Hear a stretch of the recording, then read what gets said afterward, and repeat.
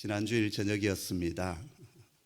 잠자리에 들기 전에 오늘 본문의 말씀을 묵상을 했습니다. 말씀을 묵상하는데 불현듯 대학 시절 친구들과 함께 불렀던, 그리고 잊혀져 있었던 저항 가요 하나가 떠올랐습니다. 김지아 시인의 타는 목마름이라는 노래였습니다. 제가 노래를 좀 잘하는 사람이라고 하면 이 시간 좀 부르겠는데, 제가 부르면 이 노래가 주는 감동이 문제가 생길 것 같아서 따로 부르지는 않겠습니다. 대신 가사를 읽어드리겠습니다. 내 머리는 너를 잊은 지 오래, 내 발걸음도 너를 잊은 지 너무나 도 오래. 오직 한 가닥 타는 가슴 속 목마름의 기억이 내 이름을 남몰래 쓴다.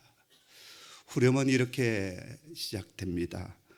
타는 목마름으로, 타는 목마름으로 민주주의여 만세. 이전은 이렇습니다. 살아오는 저 푸르른 자유의 추억, 되살아나는 끌려가던 벗들의 피 묻은 얼굴, 떨리는 손, 떨리는 가슴, 짓떨리는 노여움이 서툰 백묵 글씨로 쓴다. 타는 목마름으로, 타는 목마름으로 민주주의여 만세. 자정이 넘은 밤 40년 전 친구들과 함께 어깨동무하며 체류탄 가스 마시며 불렀던 이 노래를 홀로 나저기 부르며 순간 울컥했습니다. 그리고 제 자신에게 물었습니다. 손 목사, 너는 지금 무엇에 목말라 하며 무엇에 배고파하고 있는가? 선뜻 대답하기 힘들었습니다. 사람들은 저마다 타는 목마름을 가지고 살아가고 있습니다. 어떤 사람은 쾌락에 목말라 하는 사람도 있고, 돈과 물질에 목말라 하는 사람도 있고, 권력에 목말라 하기도 하고, 또 어떤 사람은 지식과 사랑에 굶주린 사람들도 있습니다.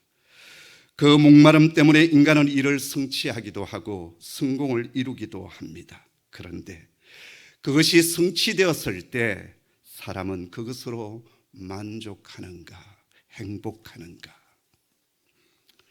여러분, 내가 돈을 얼마 벌겠다 목표를 세웠습니다. 각고의 노력 끝에 목표했던 그 돈이 모아졌습니다. 얼마나 기쁩니까? 그런데 사람은 또 어떻습니까? 그 다음 성공에 대한 갈망이 또 있는 겁니다. 또 그 다음 목표가 생기고 또 갈증이 있는 겁니다. 그리스 신화에 보면 탄타루스 왕에 대한 얘기가 나옵니다. 어느 날 탄타루스 왕이 먹으면 늙지도 않고 죽지도 않는 제우스 신의 음식을 훔쳐 먹습니다. 그 죄로 인하여서 제우스로부터 형벌을 하나 받게 되는데, 이 탄타루스는 평생 목마르고 평생 배고프게 살아가는 형벌이었습니다. 물을 마시고 싶은데, 그래서 물잔을 향해 손을 내밀면 이 물잔이 휙 달아나는 겁니다. 나무에 있는 과실을 따먹고 싶어서 손을 내밀면 그 나무 가지가 휙 위로 하늘로 올라갑니다. 이렇게 탄타루스는 뻔히 보임에도 불구하고 마시고 싶고 먹고 싶은 것을 하나도 입에 넣지를 못하는 그런 고통 속에서 평생을 살아가야만 했습니다. 그래서 이 탄타루스의 신화에서 영어 단어 하나가 생겨났습니다. 텐트라이징. 그 뜻은 감질맛 나는, 애간장 태우는 그런 뜻입니다. 정말 눈에 뻔히 보이는데도 불구하고 먹지도 못하고 마시지 못하니까 얼마나 애간장이 타고 감질맛 나겠습니까? 이 신화에서 오늘 우리에게 가르쳐주는 교훈 하나가 있습니다. 이 세상 사람들이 그렇게 열심을 추구하고 갈망하며 배고파하며 그렇게 열심히 달려갔지만 사실 마지막 결론은 이와 같은 것이다라고 우리에게 가르쳐주고 있습니다. 내가 붙잡았다고 생각했습니다. 그런데 휙 달아나 있습니다. 마치 무지개를 잡으러 가는 사람과 같은 거지. 손에 잡힐 듯 그런데 잡히지 않습니다. 이 세상 영광은 다 그런 것입니다. 내가 손에 넣을만 하면 다 빠져나갑니다. 좀 얻었다 싶었는데 실제로 얻은 것은 아무것도 없습니다. 내 입으로 삼켜도 갈증은 더해지고 배는 더 고프게 됩니다. 그래서 나중에는 미치는 지경까지 가게 되는 것이지요. 우리나라 최고의 배우, 인기 절정의 배우가 왜 마약에 손을 댑니까? 우리가 상상할 수 없는 대저택에서 살아가고 있고 돈도 엄청 많고 가장 좋은 것을 먹고 가장 인기를 구가하고 있는 사람이 왜 그럴까요? 여전히 허기진 거죠. 채우지 못한 목마름이 생긴 것이지요. 오늘 예수님은 그러한 인생을 살아가는 우리에게 네 번째 복을 말씀하시면서 우리가 정말 배고파야 하고 진짜 목말라야 할 것이 따로 있다, 그렇게 말씀하여 주십니다. 그게 뭡니까? 의라고 하는 것입니다. 의에 줄이고 목마르면 반드시 배부르게 될 것이고 해갈이 될 것이다 라고 말씀하십니다. 의에 줄이고 목마른 사람은 반드시 하나님께서 주시는 영원한 만족과 평안을 맛보게 될 것이다 라고 주님은 말씀하여 주십니다. 그렇기 때문에 먹어도 배고프고 마셔도 목마른 것에 너무 목숨 걸지 말고 너희가 진정으로 줄여야 되고 배고파야 할 것은 의를 배고파해야 되고 줄여야 된다라고 말씀하십니다. 바로 그것이 하나님의 백성, 주님의 제자됨으로 살아가는 삶의 모습이다 가르쳐 주십니다. 여기 줄이고 목마르다고 하는 것은 단순히 조금 배고픈 것하고는 좀 다릅니다. 완전히 빈사 상태의 배고픔입니다. 단순히 몇 개 안 먹은 그런 상태가 아니라 안 먹으면 이제 죽을 수밖에 없는 절대적인 배고픔의 상태를 가리킵니다. 집 나간 탕자가 돼지 우리간에서 돼지밥을 주워 먹을 수밖에 없는 그런 상태, 바로 그런 배고픔 줄임입니다. 또 여기 목마르다는 말은 단순히 내가 운동 조금 했더니 갈증 생기네, 그런 갈증이 아닙니다.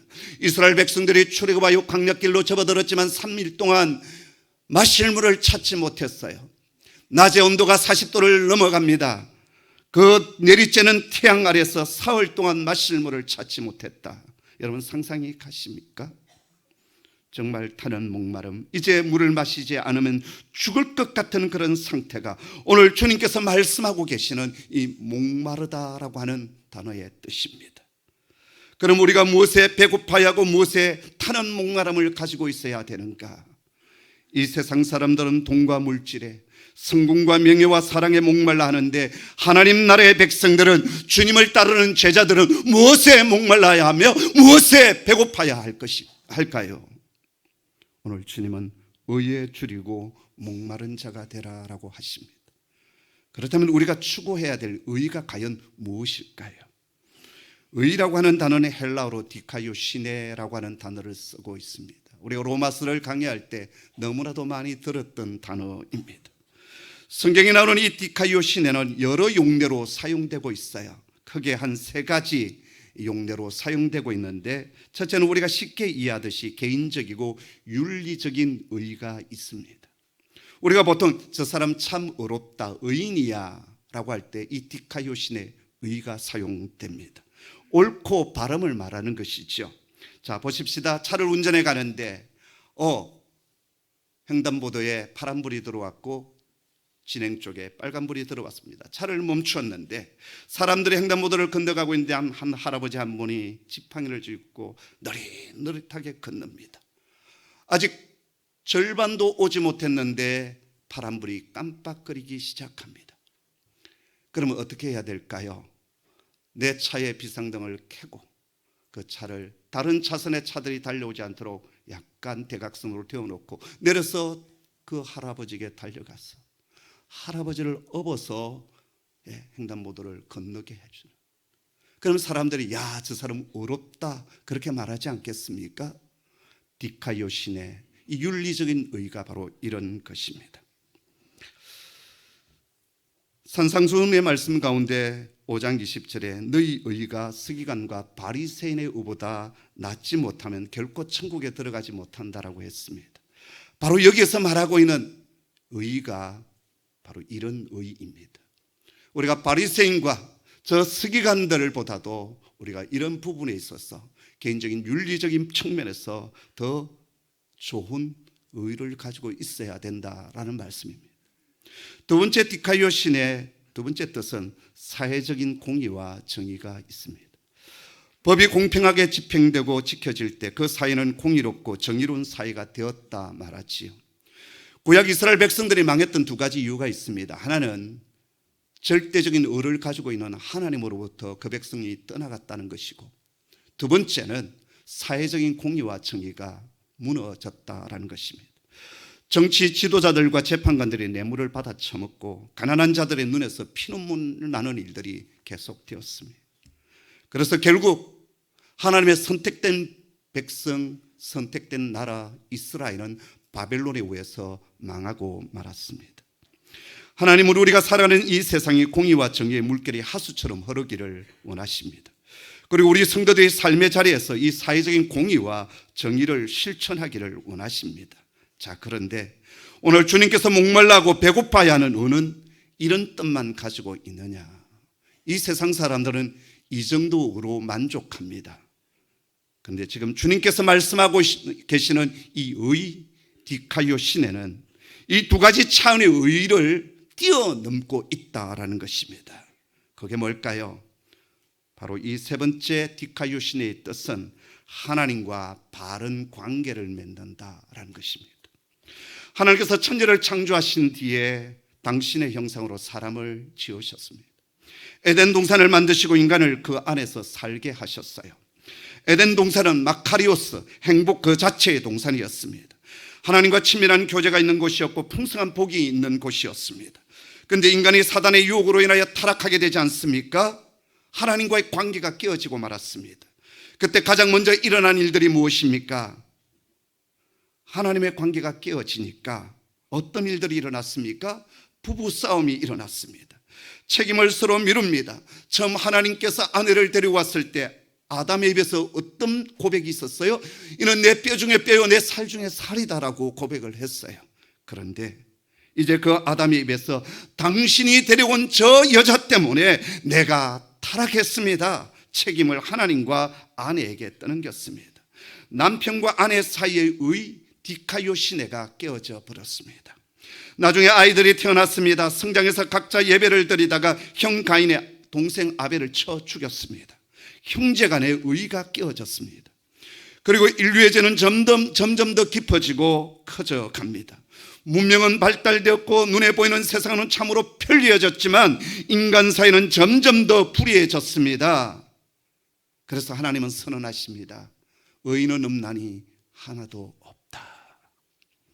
그 말은 하나님의 기준으로 보았을 때 하나님과 바른 관계를 맺은 사람이 아무도 없다는 말이고 구원을 얻을 수 있는 사람이 이 세상에 아무도 없다라는 것입니다. 그래서 하나님께서 열어놓으신 의의 길이 무엇입니까? 하나님께서 인정하시는 의의 길이 무엇입니까? 우리는 로마서를 통해서 그것을 배웠습니다. 자, 로마서 3장 21절부터 24절까지의 말씀을 우리 화면을 보면서 같이 읽도록 하겠습니다. 함께 읽습니다. 시작. 이제는 율법 외에 하나님의 한 의가 나타났으니 율법과 선지자들에게 증거를 받은 것이라. 곧 예수 그리스도를 믿음으로 말미암아 모든 믿는 자에게 미치는 하나님의 의인이 차별이 없느니라. 모든 사람이 죄를 범하였음에 하나님의 영광에 이르지 못하더니 그리스도 예수 안에 있는 속량으로 말미암아 하나님의 은혜로 값없이 의롭다 하심을 얻은 자 되었느니라. 아멘. 하나님께서 아무런 의의가 없는 저와 여러분에게 한 의로운 길을 열어주셨는데 바로 예수 그리스도를 믿는 자에게 주시는 의로움이다라는 것입니다. 우리에게 아들로 오신 그리스도를 믿는 자를 하나님께서 디카이오 시내를 선언하여 주십니다. 그리고 그런 자를 하나님의 아들의 관계로 회복하여 주십니다. 바로 이게 관계적인 개념으로서의 디카이오 시내입니다. 뿐만 아니라 로마서 4장 18절 이하에 보면 아브라함이 바랄 수 없는 가운데서도 하나님의 약속을 의심하지 않고 믿었다라고 했습니다. 그리고 하나님은 그것을 그에게 의로 여겨주셨다라고 했습니다. 여기에서 하나님과의 관계가 믿음으로 말미암아 더욱 견고해진 것을 하나님은 의롭다 그렇게 여겨주셨다라는 거예요. 그렇기 때문에 의에 줄이고 목마르다고 하는 것은 하나님의 관계가 바르게 될 뿐만 아니라 그 관계가 점점 더 깊어지기 위해서 내가 목말라야 하고 내가 배고파야 되고 그것을 추구하기 위하여 내가 애쓰고 수고하고 노력해야 된다라는 것입니다. 여러분들이 이 세상에 살아가면서 그렇게 목말라 하고 그렇게 배고파하는 그것 이상으로 하나님의 관계 회복을 위하여서, 하나님과 더 깊은 교제를 위하여서, 그 믿음이 더욱 견고해지기 위해서 목말라 해야 된다라는 겁니다. 여러분 목말라 하십니까? 이것에 대해서 여러분 배고파 하십니까? 아니잖아요. 지금 주님께서 우리에게 가장 원초적으로 원하시는 의가 바로 이런 의입니다. 관계적인 의미에서의 의예요. 이 관계적인 의에 대해서 좀 더 설명을 드리겠습니다. 집 나간 탕자가 집을 떠난 그때부터 아버지와의 관계가 어그러지고 깨어지지 않습니까? 생물학적으로는 부자지간이지만 그 친밀한 관계는 깨어져 버렸습니다. 아버지로부터 흘러오는 것들도 다 단절되어졌습니다. 근데 이 아들이 어느 날 자신의 가난함을 자각하잖아요. 포토코스의 가난함, 내가 완전히 파산되었구나, 누가 도와주지 않으면 나는 도저히 살아갈 수 없구나. 그리고 나서 어떻게 합니까? 내 아버지 집에는 먹을 것이 참으로 많거늘 내가 여기서 줄여 죽는구나. 그러면서 아버지 집으로 터덜터덜 돌아옵니다. 그때 아버지가 어떻게 합니까? 이제나 저제나 언제 이놈이 돌아올까 일을 하면서도 눈길은 어디로 가 있습니까? 동구 밖으로 가 있습니다. 근데 웬 거지 같은 녀석이 터덜터덜 걸어오는데 보니까 아들입니다. 그때 아버지가 어떻게 합니까? 벗은발로 뛰어나가 아들을 감싸 안습니다. 입을 맞추고 새 옷을 입히고 가락지를 끼우고 새 신을 신게 하고 살찐 송아지 잡아 잔치를 벌입니다. 이 아들이 아버지를 위해서 뭔가 행한 일이 있습니까? 선한 일을 했습니까? 다 까먹었고 다 말아먹었던 자식입니다.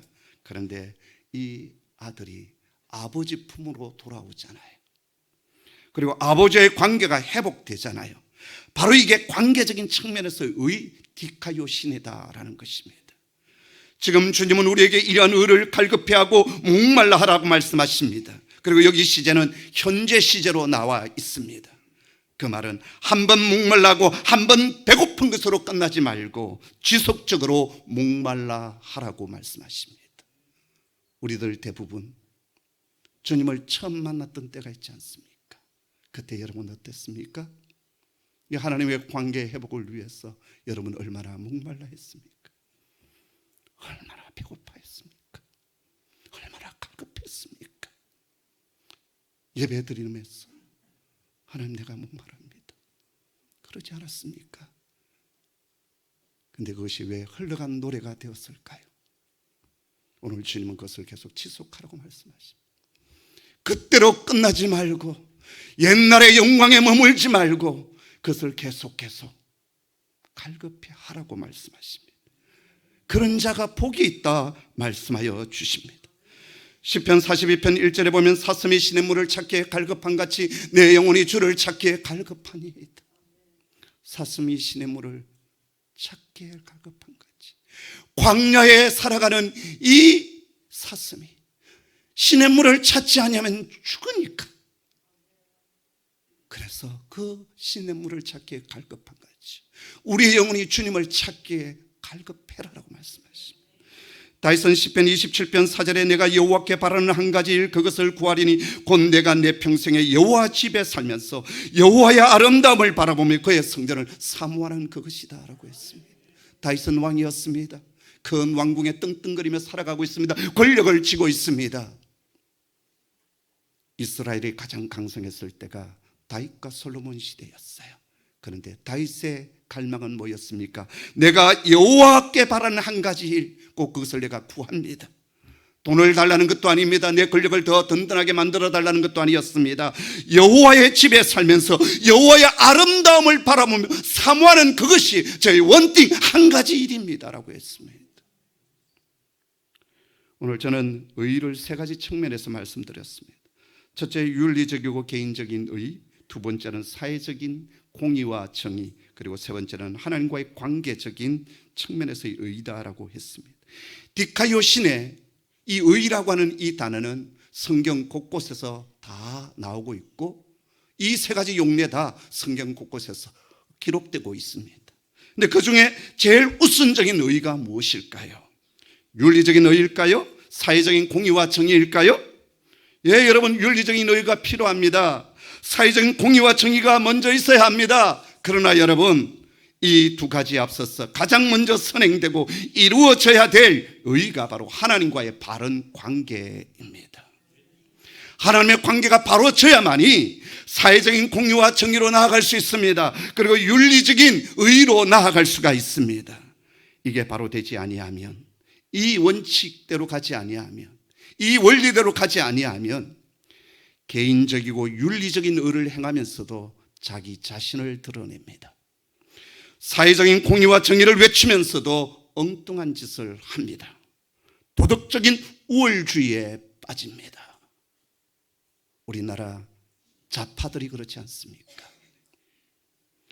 입으로는 사회적인 공의와 정의를 외치지만 그래서 자신들은 도덕적으로 꽤나 우월해 있어서 무엇이든지 할 수 있다. 그리고 우리가 하는 것은 다 정의다, 공의다, 도덕적으로 옳다라고 얘기합니다.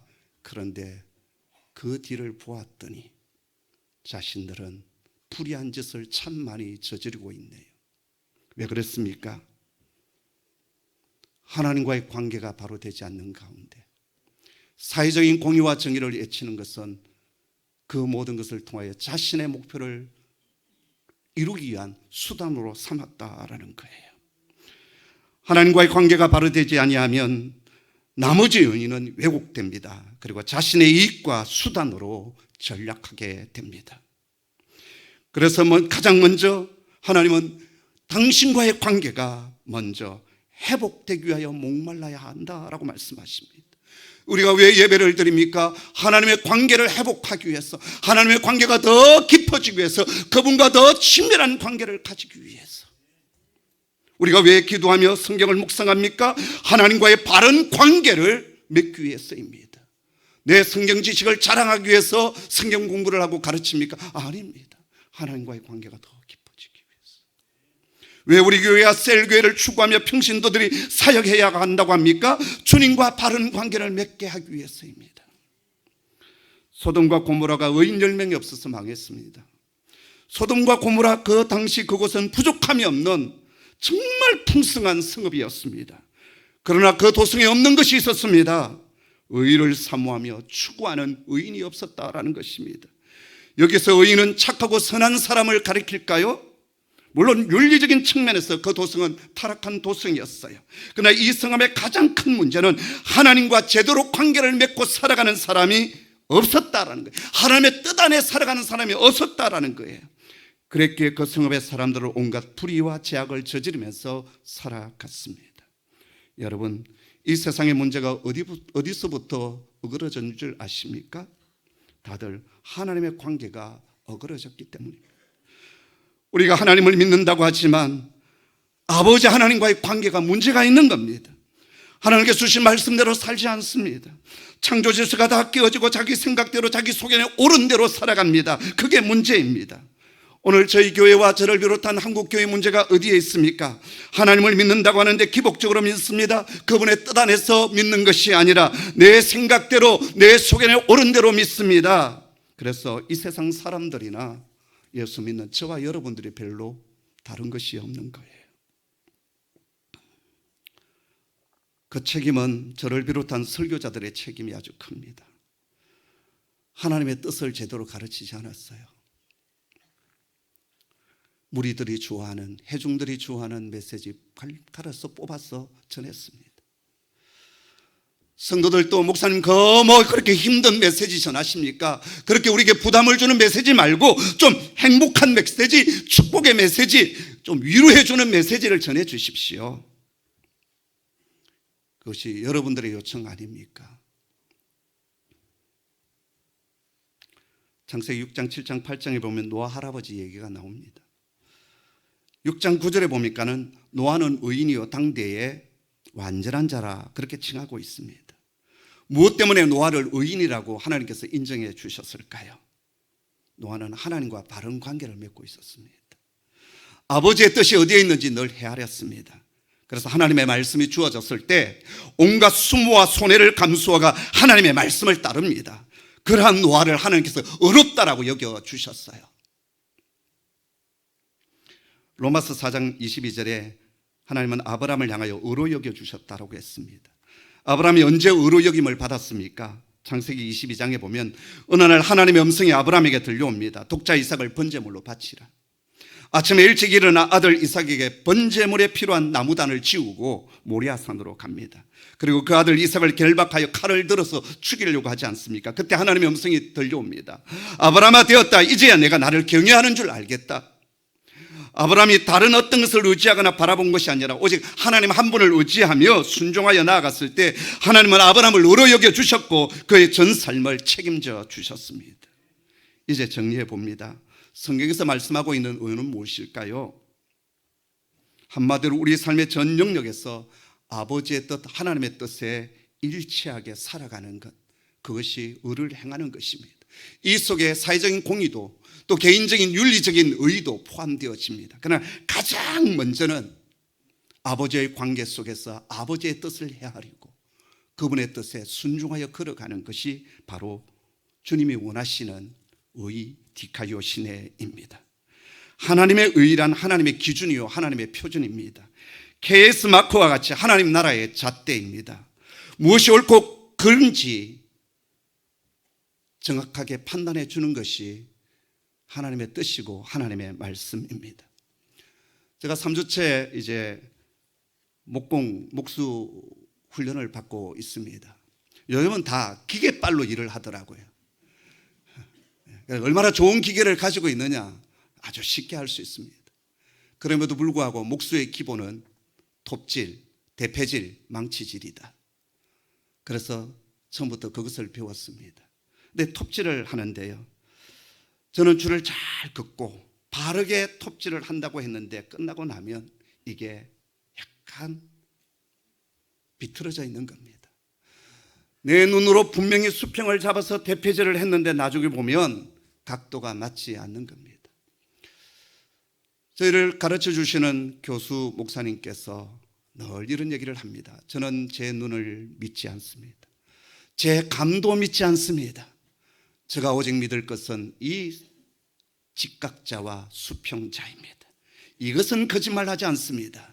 그리고 수평자를 갖다 댑니다. 나는 분명히 직각이었는데, 그리고 분명히 수평을 맞춘다고 했는데 수평자 되어보면 삐딱하게 되어져 있습니다. 지난 목요일은 공간에 칸막이를 치는 일을 했습니다.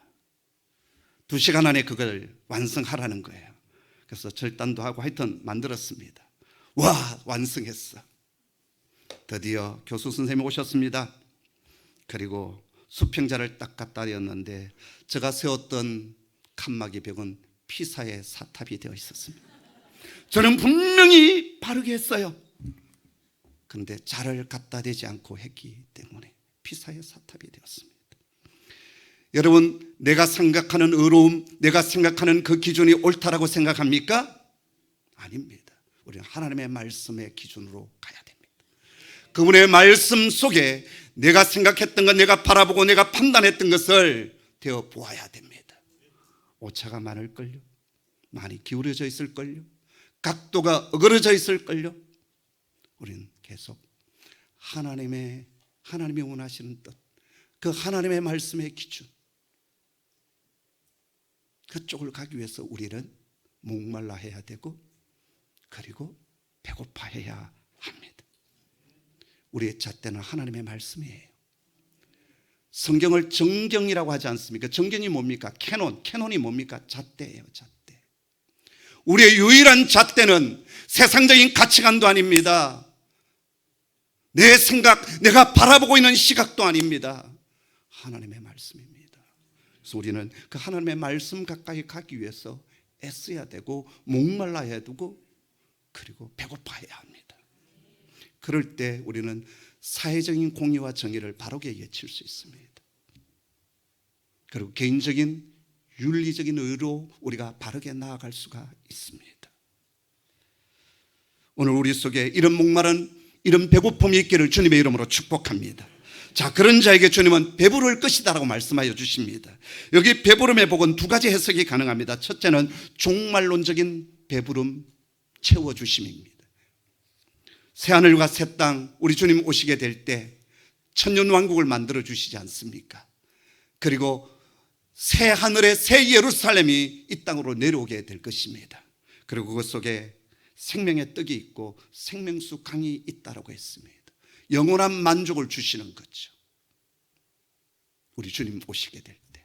두 번째는 현세적인 약속이 있습니다. 바로 충만한 만족을 허락하여 주십니다. 시편 107편 9절에 보면 그가 사모하는 영혼에게 만족을 주시며 줄인 영혼에게 좋은 것으로 채워주심이로다. 아멘. 사모하는 영혼에게 만족을 주신다라고 했습니다. 줄인 영혼에게 좋은 것으로 채워주신다라고 했습니다. 시편 34편 10절에 보면 젊은 사자는 궁핍하여 줄일지라도 여호와를 찾는 자는 모든 좋은 것에 부족함이 없으리로다. 시편 23편은 어떻습니까?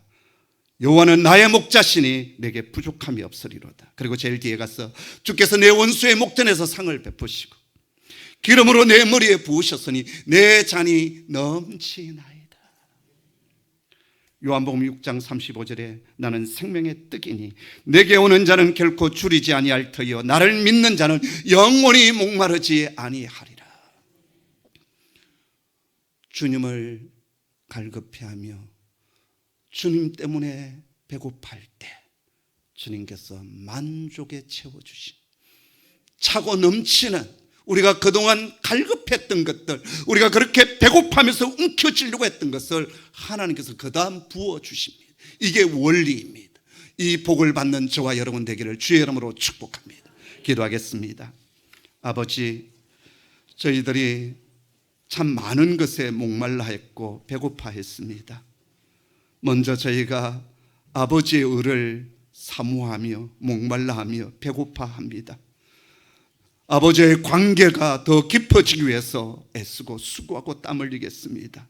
그러한 저희에게 배부름의 축복을 허락하여 주시고 차고 넘치는 축복을 허락하여 주시옵소서. 예수님의 이름으로 기도드리옵나이다. 아멘.